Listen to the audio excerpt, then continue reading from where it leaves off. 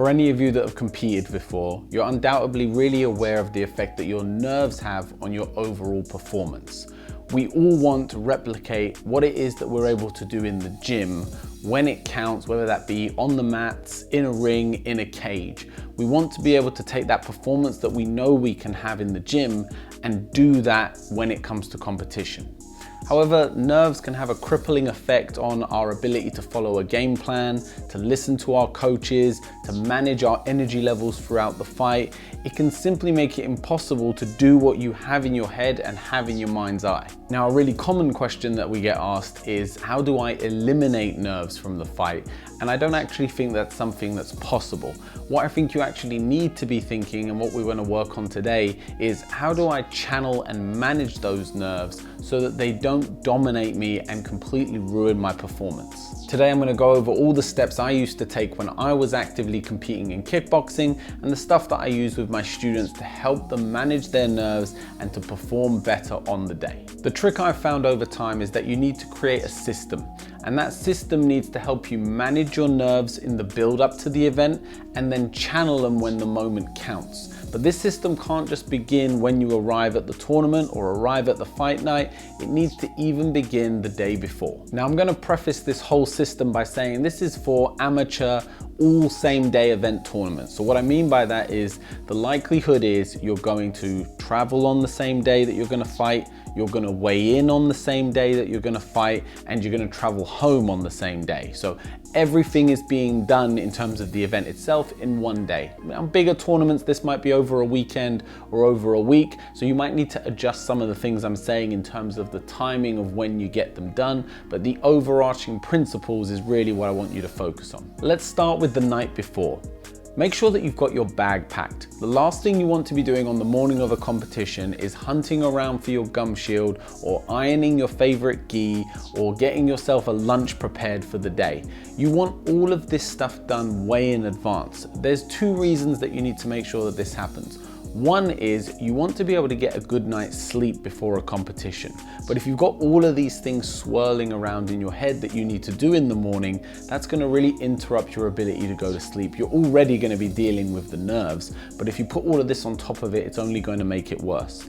And secondly, what you want to avoid on the day of competition is decision fatigue. You don't want to put any extra pressure on your nervous system than already is going to be there anyway on the day. So that means whatever you can have done in advance of the day, you want to have done in advance. So make sure you've prepared food, make sure you've packed the clothes you need, checked all of your equipment is in the bag, the car's got petrol in it, you've got everything planned and organized. So on the morning of, you don't need to think about any of this. You can just focus on getting ready and getting out the door. Right, so let's say that you've got a good night's sleep and now it's the morning of the competition. Now again, if this is a night show, you're doing a fight night, then you just got to adjust the parameters of what I'm saying. But we're going to go with the idea that this is a Sunday tournament and you're getting up in the morning to travel up to the event.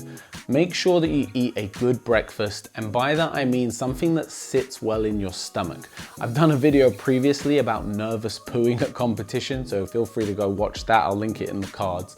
But there's a lot more to it. You just want to make sure that your stomach is settled, because again, nerves will wreak havoc with your gut, and you also of course want to prepare yourself in terms of your energy. So make sure you're eating something that you feel is going to sustain you through the day. I'm not going to give you advice on specifics because everyone's got such varied things with their diets. Maybe you're vegan, maybe you're paleo, maybe you've got celiac disease. So I'm not going to give you any specifics. I'll tell you what I personally would eat, and it would be toast. And I know that doesn't sound like an athlete's diet or anything, but if I ate something like porridge, it felt like it was a bit too much for the day. And obviously if I ate something like eggs or something a bit more rich, that wouldn't sit great with me. So for me, it was always some toast, some fruit, and some water.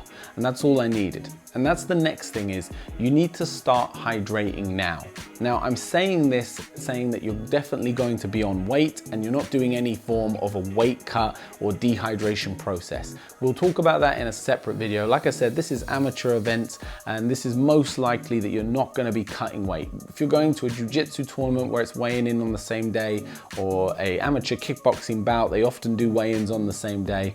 So we're not taking into account weight cuts. And even if we were, let's say it was the weigh-in was a few days previous, on the day of the event, you want to make sure that that you're getting hydrated as early as possible and maintaining that hydration throughout the day. Now you're ready and you're out the door and the journey has begun.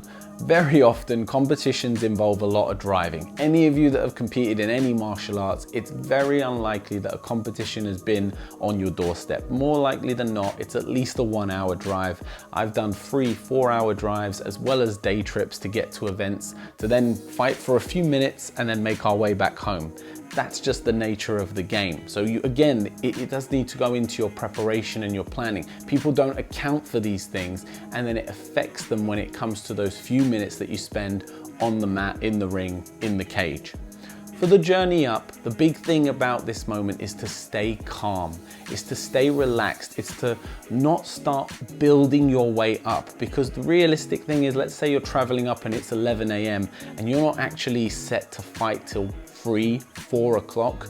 If you start amping yourself up now and getting your nervous system all triggered and getting your emotions triggered, by the time it comes to fight time, you're going to be wiped out before you've even stepped onto the mat, before you've even done your warm-up. So at this point, it really is all about distraction. Put on some good music, not your pump you up playlist, something that you enjoy to listen to, something that keeps you chill. Talk to anyone you've got in the car and don't talk about the fight.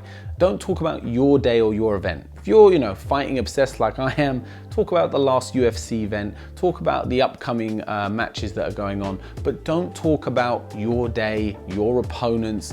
Now's not the time to be game planning or starting to prep, because again, what you're doing is you're starting to put your body and your mind into a frame that it doesn't need to be in yet, and that it can't sustain for the whole day. It's got a short window where we can sustain that intensity that we need. So if we start triggering all of that now, we're going to lose it by the time we need it. Arrival at the event. Now this is a big one where people make really obvious, very simple mistakes. The mistake here is to not establish yourself and establish your surroundings before you start prepping to get onto the mats. What I mean by that is, don't just come in and dump your bag on the side and then start warming up. Figure everything out first, because most likely you haven't been to this venue before, or even if you have, maybe they've moved some things around. Here's the stuff that you want to check for. Create a base camp. So if you're going with a team, if you're going with a bunch of guys, find a spot where your bags are going to be, where if you have to walk away from them, there's someone there, or you just know that everything is in one space. That's where you're going to. If you need to find someone like your coach or your teammates, that's where they're going to be if they're not on the mats. Then establish the fighting areas or the rings or whatever it is. Figure out where and when you're going to be fighting, if everything's going to schedule. So are you going to be on area 4? Are you going to be in ring 2? And what time are you due to fight? You might know some of this in advance, but the other thing you need to check is the tournament running on time? Are you going to be an hour late? Because again, if we start this prep phase too early and then our division gets pushed back, we're gonna have to go through the cycle again. And every time we have to do that to ourselves, that's the potential for getting burnt out all over again. So figure out where you're at, figure out your timings, figure out the silly stuff like where's the podium, where's the weighing in area, where are the toilets, and get all of this set so that you can then relax into what might be a long wait before the event actually gets going. Okay, all of this is great, but let's get to the fight, in the sense that let's talk about being about 1 hour out from when you're gonna step on the mats. I'm gonna use on the mats, but you change that to in the ring, in the cage. I just don't wanna keep repeating the list every time I do it. You're gonna step on the mats in approximately 1 hour. It's time to start getting ready. This means things like getting your cup on if you're wearing one, getting your uniform on if you gotta wear one, getting your hands wrapped. You start going through a process. But what's important is I want you to have an order for doing this stuff. I don't want you to just kind of do it as you pull it out of the bag. I want you to have a very specific way that you wrap your hands. I want you to have a specific order that you put your equipment on, that you put your uniform on. And each of these things is like we're slowly revving up and warming up the engine. We're telling our body that fight time is approaching and it's time to start preparing. Similar to when you want to go to sleep, people talk about having a good nighttime routine to tell your body that it's bedtime. Turn down the lights, put away your smartphone, read a book, get into your bed. All of these things, have a shower. They start prepping your body, and if you do it enough, your body starts understanding that routine and it helps you to get to sleep easier. What we want here is we want a routine that helps to amp us up, helps to get us in the right frame of mind to avoid all the distractions and create the tunnel vision we need to perform well within our given sport. It's now warm-up time. So everything has been done and now it's time to get warmed up and get ready to step in there. This for me is the biggest mistake that people make, and it's that they don't warm up enough. They do a few minutes warm up, they stretch out a little, and then they stop. And the big reason that they do this, the justification most of the time is, I don't want to be too tired. I don't want to use my energy on the warm up and then be exhausted when it comes to the fight. But this is really just not the right approach. And I tell you the way to think about it is, take a sparring session that you do. Go and think about your sparring sessions. When are your best rounds? Are your best rounds the first couple of rounds when you step up onto the mats? No, most often they're the worst. And actually, the good rounds don't come until the very end. Those last 10, 15 minutes is when all of the good work is done in the room. And that means that you've been training, you've been moving your body for at least 30 minutes before you actually get in there and get in the groove and get in that flow state. And this is where people get it wrong at tournaments. They don't get properly warmed up and they step on the mats cold. You've only got a few minutes once you're on the mat to perform.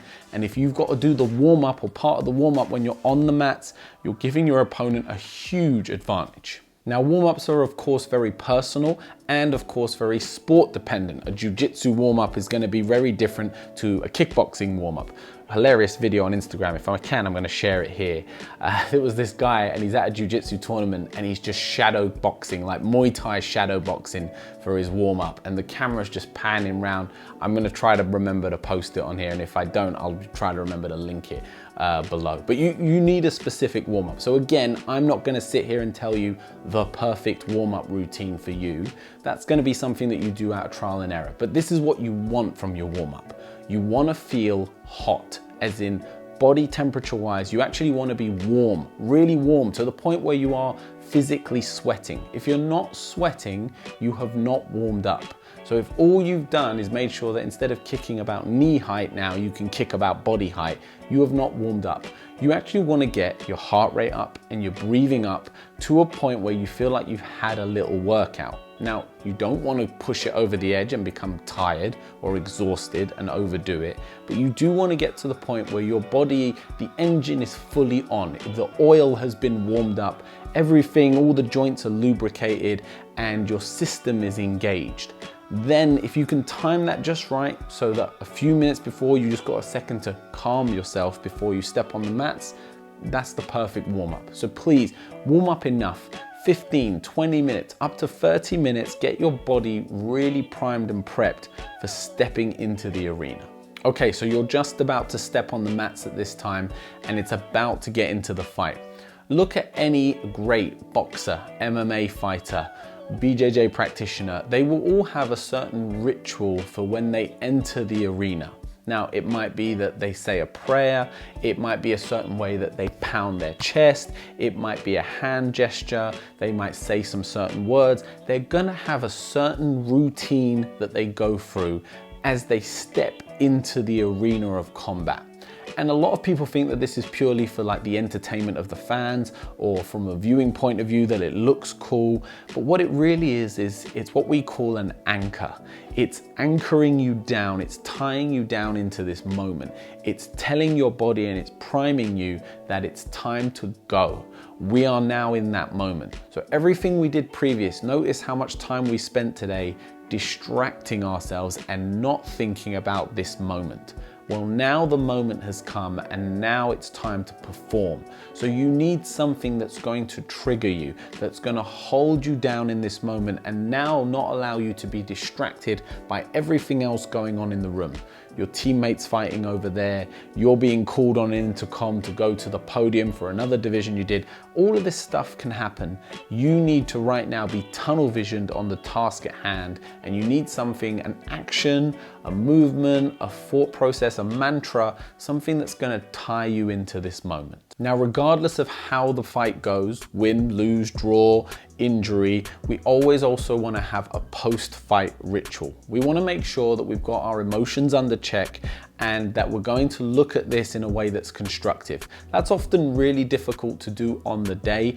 Win or lose, you're going to be in an emotional state, you're going to be feeling a certain way about things. So try not to say or do or make any promises on the day, because in a few hours time, over one night, get a good night's sleep, you're probably going to feel different. And I've seen this where fighters have said something to their coach or to an opponent or to their family. They've said something that they really didn't mean, and it was just out of the heat of the moment. Now, if you preempt the fight knowing that you're probably going to step out feeling a certain way, really high or really low, just know that silence is golden at this time, and take it all in for however you're feeling, account for it, and decide that that's something that you're going to deal with tomorrow. When you're fresh-faced, bushy-eyed and ready to go, then you can look at how the performance went, what we need to improve on, what we need to work on, what needs to change, what worked well. But on the day, post-fight, you don't want to be that guy, because you do have to go back to these events. These tournaments, generally, they're a small circle of people. You go to a few, you're going to start seeing the same faces again and again. And you don't want to be that guy or that girl that threw the tantrum last time and told their coach to piss off, and now you've got this whole drama around you. Okay, finally, I'm going to talk about getting back at the gym. Now, I was going to put this at the start of the video and talk about all the stuff you need to be doing in the gym in the kind of build up to the fight day. But really, I wanted you to understand the day first, because that's the stuff that you need to be working on in the gym. We spoke about things like having the right playlist to get you amped up, about having your ritual for when you step on the mat, about having your warm-up routine. Well, these are all things that can be refined and practiced over time. But if you only practice them at competitions, realistically, what are you competing? Once a month? 4 or 5 times a year? That's not enough time to get these things to be optimal for you personally. So you need to practice them in the room. When you get in, maybe your class has a specific warm-up, but you need to start becoming acutely aware of what it takes to get your body in prime condition to perform. When it's a sparring session, you need to start practicing those rituals that you're going to use to step on the mat. Especially if it's been a good sparring day, you want to start doing that thing, that chest pound, saying that mantra, that certain walk. You want to start associating that with the performance that you want to have. So that good performance in the gym, it needs to start being tied to certain behaviors and to certain actions, so that you can manifest that when you want to, when you step out there onto the mats, into the arena. So there we have it, guys. We went into quite a bit of detail there. I hope this has been helpful for you. Really, the big thing is that all of this takes a lot of time. There's no overnight fix. There's no quick fix that if you felt really nervous at your last tournament and you fell apart, that if you'd follow these steps now, you're going to have none of that at the next one.